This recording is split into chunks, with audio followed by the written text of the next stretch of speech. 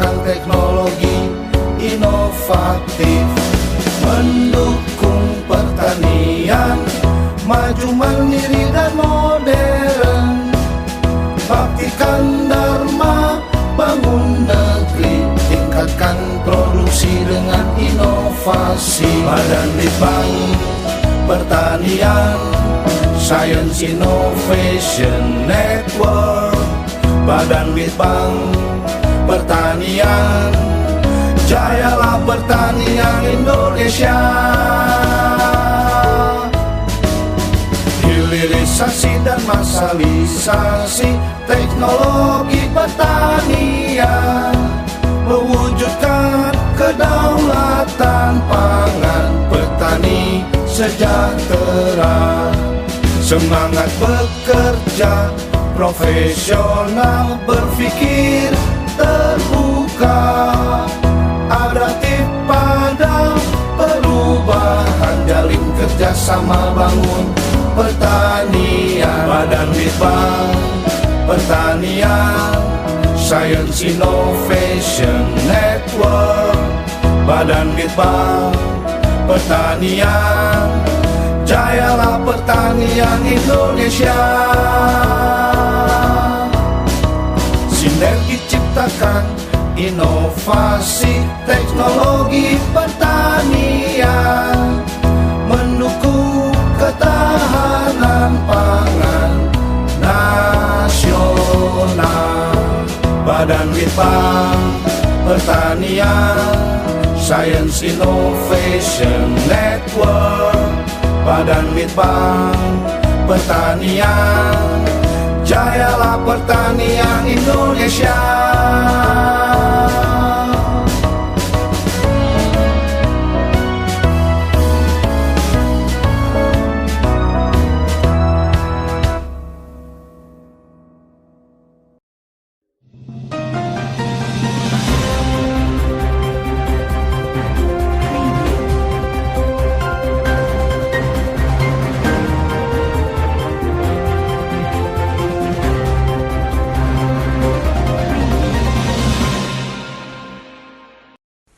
Assalamualaikum warahmatullahi wabarakatuh. Salam sejahtera kepada kita semua.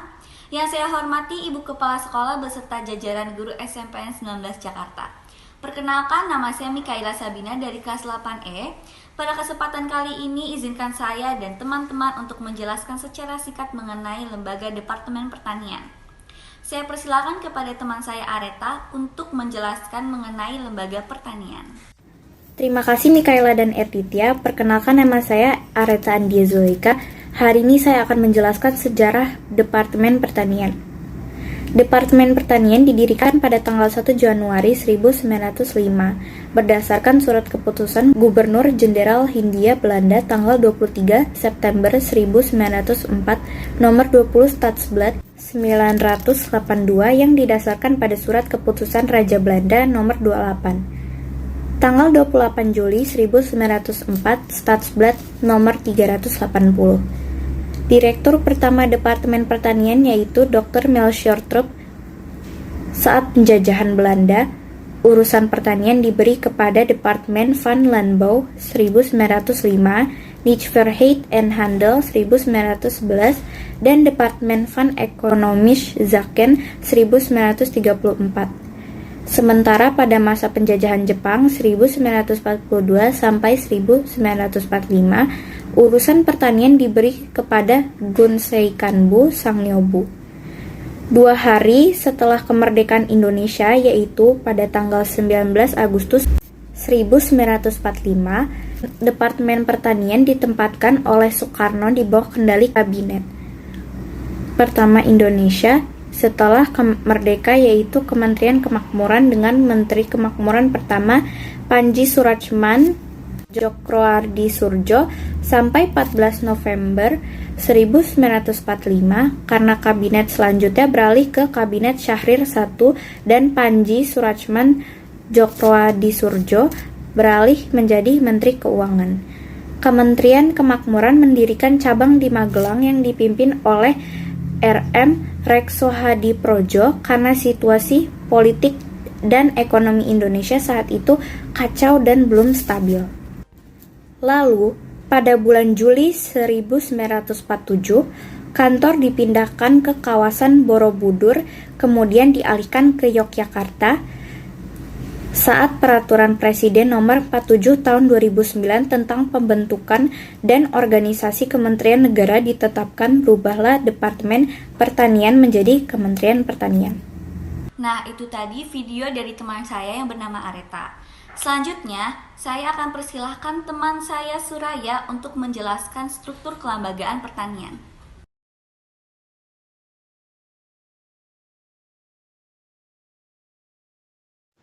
Struktur organisasi. Struktur organisasi didefinisikan sebagai sistem yang digunakan untuk mendefinisikan hierarki dalam suatu organisasi. Ini mengidentifikasi setiap pekerjaan, fungsinya, dan kemana ia melapor ke dalam organisasi. Suatu struktur kemudian dikembangkan untuk menetapkan bagaimana organisasi beroperasi untuk melaksanakan tujuannya. Susunan organisasi pertanian terbagi menjadi 16. Yang pertama, Sekretariat Jenderal. Yang kedua, Inspektorat Jenderal. Yang ketiga, Direktorat Jenderal Prasarana dan Sarana Pertanian. Yang keempat, Direktorat Jenderal Tanaman Pangan. Yang kelima, Direktorat Jenderal Hortikultura.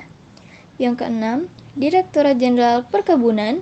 Yang ketujuh, Direktorat Jenderal Peternakan dan Kesehatan Hewan. Yang kedelapan, Badan Penelitian dan Pengembangan Pertanian. Yang kesembilan, Badan Penyuluhan dan Pengembangan Sumber Daya Manusia Pertanian. Yang kesepuluh, Badan Ketahanan Pangan. Yang ke-11, Badan Karantina Pertanian. Yang ke-12, Pusat Data dan Sistem Informasi Pertanian. Yang ke-13, Pusat Pelindungan Varietas Tanaman dan Perizinan Pertanian. Yang ke-14, Pusat Perpustakaan dan Penyebaran Teknologi Pertanian. Yang ke-15, Pusat Sosial Ekonomi dan Kebijakan Pertanian. Dan yang terakhir, staf ahli yang dibagi menjadi 5 bidang, yaitu bidang infrastruktur pertanian, bidang investasi pertanian, bidang lingkungan pertanian, bidang pengembangan bioindustri, dan yang terakhir, bidang perdagangan dan hubungan internasional. Terima kasih Suraya untuk penjelasannya. Selanjutnya mengenai fungsi dan tanggung jawab lembaga pertanian akan disampaikan oleh Naila.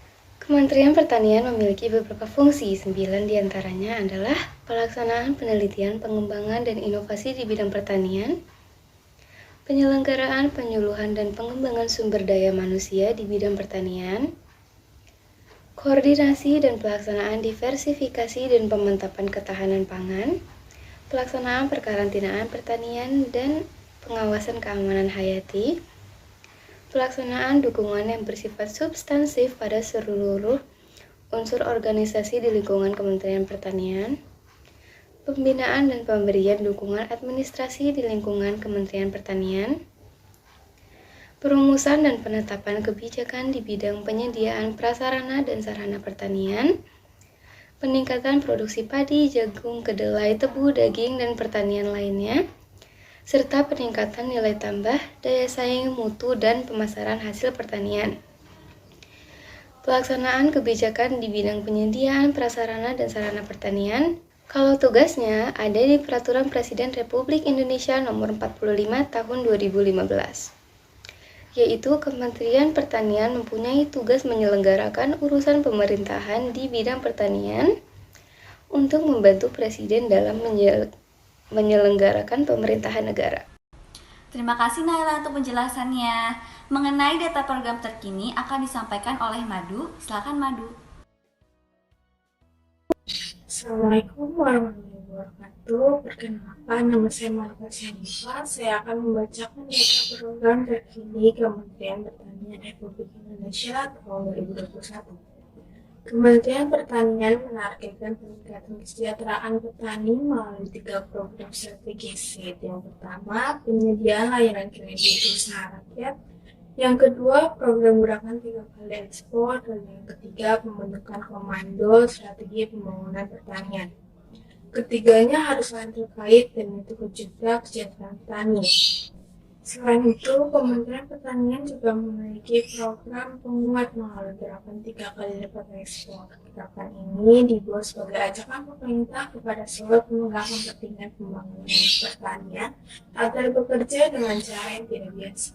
Tentu kita bisa bekerja dengan memanfaatkan teknologi, inovasi, jejaring dan kerjasama yang kuat. Dengan begitu, akses informasi terkait potensi komoditas ekspor di masing-masing daerah terbuka lebar dan mudah.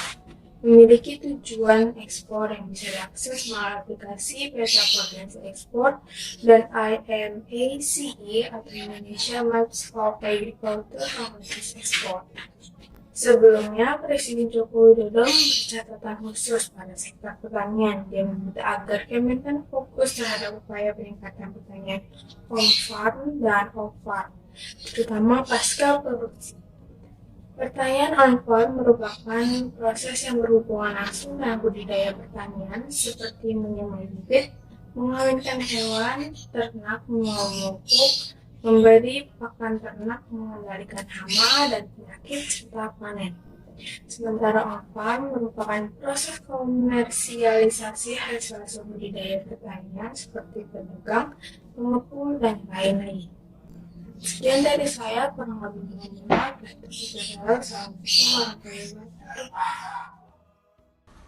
Terima kasih Madu untuk penjelasannya. Nah, untuk data program terpopuler akan disampaikan oleh teman saya Syakila. Assalamualaikum warahmatullahi wabarakatuh. Nama saya Syakila Naira Indrayana dan hari ini saya akan menjelaskan tentang program terobosan yang populer di dalam Kementerian Pertanian. Kementerian Pertanian menargetkan peningkatan kesejahteraan melalui 3 program yang strategis.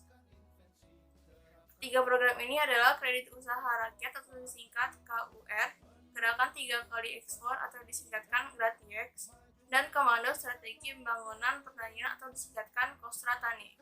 Yang pertama, Kredit Usaha Rakyat. Program KUR adalah salah satu program pemerintahan dalam meningkatkan akses pembiayaan kepada usaha mikro, kecil, dan menengah yang disalurkan melalui lembaga keuangan dengan pola penjaminan. Program KUR dimaksudkan untuk memperkuat kemampuan permodalan usaha dalam rangka pelaksanaan kebijakan percepatan pengembangan sektor real dan pemberdayaan UMKM. Yang kedua, Gerakan 3 Kali Ekspor. GRATIEX adalah gerakan peningkatan ekspor pertanian yang digagas oleh Presiden Republik Indonesia, yang kemudian disambut oleh mantan Syahrul Yassin Limpo dengan program GRATIEX. Gerakan GRATIEX ini dibuat sebagai ajakan pemerintah kepada seluruh pemegang kepentingan pembangunan pertanian agar bekerja dengan cara yang tidak biasa. Yang ketiga, Komando Strategi Pembangunan Pertanian. KOSTRA-TANI sendiri adalah pusat kegiatan pembangunan pertanian di kecamatan yang merupakan optimalisasi tugas, fungsi dan peran Balai Penyuluh Pertanian dengan memanfaatkan teknologi informasi dalam mewujudkan kedaulatan pangan nasional. Tujuan KOSTRA-TANI adalah untuk mengembangkan dan meningkatkan sumber daya manusia pertanian untuk Indonesia yang makmur dan maju, dengan melibatkan seluruh stakeholder mulai dari tingkat pusat hingga ke tingkat desa. Dan itulah ketiga program yang strategis dalam Kementerian Pertanian. Terima kasih ya Syakila. Selanjutnya ada video kreatif nih dari teman-teman saya mengenai Departemen Pertanian di 20 tahun yang akan datang.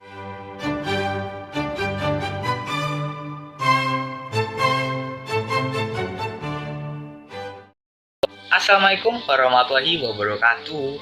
Saya Rehan Dutri pertama kali saya akan menyampaikan kebijaksanaan saya apabila saya menjadi dirjen di tahun 2040 nanti. Yang pertama, saya akan menyediakan peralatan berat, ringan, otomatis, dan manual. Dan yang kedua, saya akan bekerjasama dengan pihak swasta melalui program CSR, Company Social Responsibility, yaitu perusahaan inti plasma yang menyediakan bibit-bibit unggulan. Perusahaan CSR akan membimbing petani sebagai plasma dari awal penanaman sampai pasca panen. Yang ketiga, saya akan mendorong adanya riset-riset penelitian di semua perguruan tinggi, negeri maupun swasta di Indonesia. Sekian dari saya, kurang lebihnya mohon maaf. Wassalamualaikum warahmatullahi wabarakatuh. Assalamualaikum warahmatullahi wabarakatuh. Saya Mirza Pamulyawan dari SMP Negeri 19 sebagai Menteri Pertanian. Kali ini akan menyampaikan visi dan misi untuk Kementerian Pertanian. Visi yang saya harapkan untuk Kementerian Pertanian di Indonesia adalah Indonesia akan menjadi swasembada pangan di negeri Indonesia tanpa harus mengimpor pangan dari negara lain. Misi yang kita harus lakukan untuk mencapai visi adalah kita harus memberikan petani peralatan, bahan, dan pengetahuan agar lebih cepat dan efektif dalam bertani dan memberikan mereka sarana dan prasarana untuk memudahkan petani untuk menjual hasil pangan. Dan yang paling penting, kita juga perlu berinovasi untuk mencari teknologi pertanian baru yang bisa memudahkan petani untuk bercocok tanam. Sekian dari saya, terima kasih. Wassalamualaikum warahmatullahi wabarakatuh. Harapan saya kepada petani Indonesia 20 tahun ke depan, semoga pertanian di Indonesia menjadi berkembang dan inovatif, dan juga semoga pertanian Indonesia jadi semakin maju dan bisa mengekspor hasil pangan Indonesia ke seluruh dunia. Terima kasih, barusan kita sudah menyaksikan penjelasan yang diberikan oleh teman-teman kita. Ada Areta, Suraya, Naila, Madu, dan Syakila. Negara Indonesia sebagai negara agraris tentu memerlukan lembaga pertanian. Dan dari penjelasan yang sudah kita dengarkan tadi, kita dapat menyimpulkan bahwa lembaga pertanian didirikan berdasarkan surat keputusan Gubernur Jenderal Hindia Belanda. Kemudian, pada masa penjajahan Jepang, semua urusan yang berkaitan dengan pertanian diberikan kepada Gunseikanbu Sangyobu.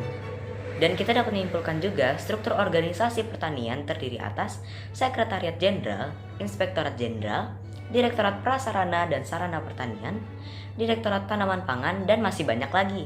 Oh iya, Kementerian Pertanian itu memiliki banyak banget fungsi. Di antaranya adalah pelaksanaan penelitian, pengembangan, dan inovasi di bidang pertanian, penyelenggaraan, penyuluhan, dan pengembangan sumber daya manusia di bidang pertanian, pelaksanaan perkarantinaan pertanian dan pengawasan keamanan hayati, pelaksanaan dukungan yang bersifat substantif pada seluruh organisasi di lingkungan Kementerian Pertanian. Untuk tugas dari Kementerian Pertanian terdapat pada Peraturan Presiden Republik Indonesia Nomor 45 Tahun 2015 yang berisikan Kementerian Pertanian mempunyai tugas menyelenggarakan urusan pemerintahan di bidang pertanian untuk membantu Presiden dalam menyelenggarakan pemerintahan negara. Serta program strategis Kementerian Pertanian yaitu penyediaan layanan kredit usaha rakyat, program gerakan 3 kali ekspor, dan pembentukan komando strategi pembangunan pertanian di mana ketiga poin itu harus saling terkait untuk mewujudkan kesejahteraan para petani. Demikianlah kesimpulan yang dapat saya berikan, kurang lebihnya saya minta maaf. Wassalamualaikum warahmatullahi wabarakatuh.